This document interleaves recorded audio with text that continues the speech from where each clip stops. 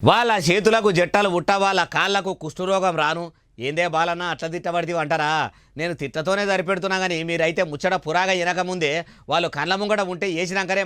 మాట్లాడతారు ఇంతకు ఎవల గురించి చెప్తున్నావు ఏం చేసిండ్రే అంటారా ఇది చూడు మొత్తం ముచ్చట చెప్తా ఈ అల్లం ఎల్లిగడ్డ పేస్టును చూసిర్రా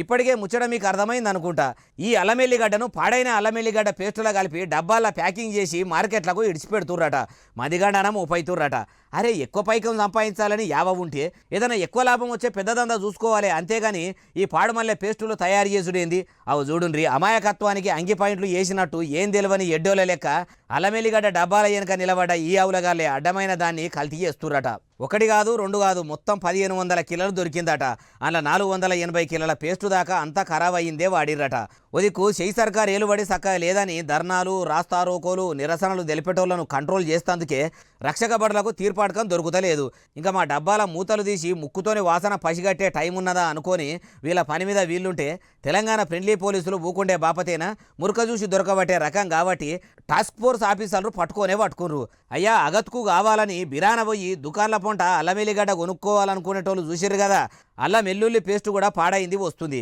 మీరే మార్కెట్కు పోయి తాదన ఉన్నాయి కొనుక్కొని గిర్ని పట్టించుకుంటే మంచిది ఇసొంటిది కొనుక్కపోతే కోరి రోగాలు కొనుక్కోనోళ్ళు అవుతారు మీ గురించే చెప్తున్నాం పైలము ఇంతకీ ఏడ దొరికిందంటారా తెలంగాణ గుండెకాయ హైదరాబాద్ పట్నంలో